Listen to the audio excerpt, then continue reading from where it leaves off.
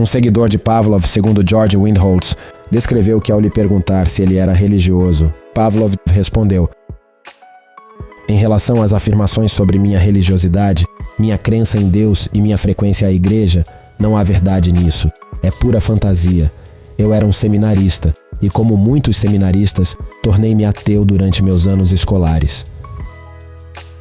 De acordo com Toddes, a esposa de Pavlov era religiosamente devota, e em uma perspectiva ele se aproximava da religião em alguns momentos de sua vida.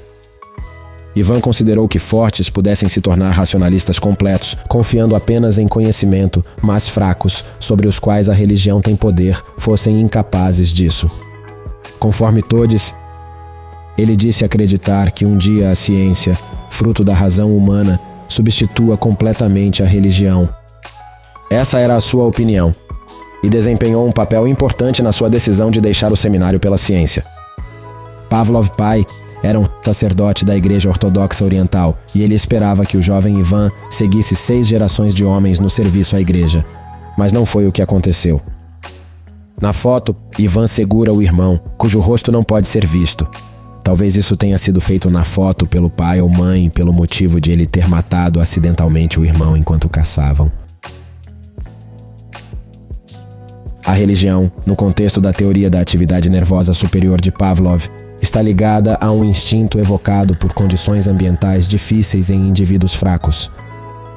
Se baseando nessa concepção, Windholz concluiu que, dado que os instintos na teoria de Pavlov são inatos e permanentes, segue-se que, em vez de eliminar o comportamento religioso, as campanhas antirreligiosas dos soviéticos criavam uma condição ambiental difícil que evocaria respostas religiosas em indivíduos fracos. Pavlov se opôs à perseguição religiosa, embora interpretações de ideias dele tenham sido usadas para perseguir a religião. Segundo Durkheim e Freud, quando um grupo enfrenta um desafio ou ameaça, isso pode contribuir para a coesão do grupo. Durkheim, que como Freud era descendente de judeus, diz que a reprovação com que o cristianismo perseguiu os judeus criou entre estes sentimentos de solidariedade e de energia especial. Freud argumenta que pode ocorrer a dissolução de um grupo quando o perigo é realmente grande e o grupo não possui fortes laços emocionais, e quando ocorre a perda de um líder. Conforme ele, a dissolução de um grupo religioso é mais difícil de observar. A respeito de Freud, Pavlov disse: "Não podemos atribuir todas as suas ideias à fantasia. Há muita verdade no que ele diz."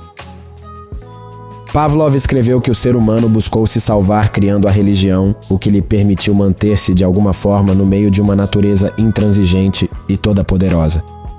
De acordo com Toddes, em uma reunião com colegas de trabalho após a Páscoa de 1935, Pavlov considerou não ser necessário celebrar a Páscoa porque Jesus era um homem e não pode ter ressuscitado. Ele ponderou ser necessário celebrar o Natal porque acreditava que Jesus fosse um grande homem. No episódio, ele expressou sua conhecida opinião de que Jesus foi o primeiro comunista. Não traremos nossa opinião sobre o tema aqui.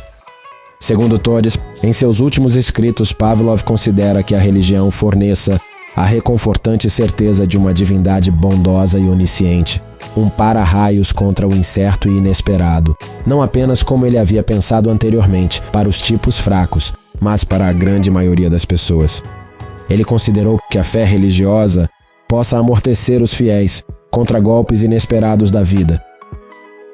Se você tem fé e participa de alguma religião, então pergunto a você, a vantagem que você tem por ter fé é maior ou menor do que a vantagem que algum dito sacerdote tem por você ter fé?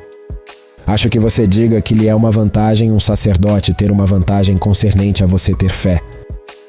Uma solidariedade é um grande motivo pelo qual a religião prossegue. Grupo se constituiu por conferir vantagem.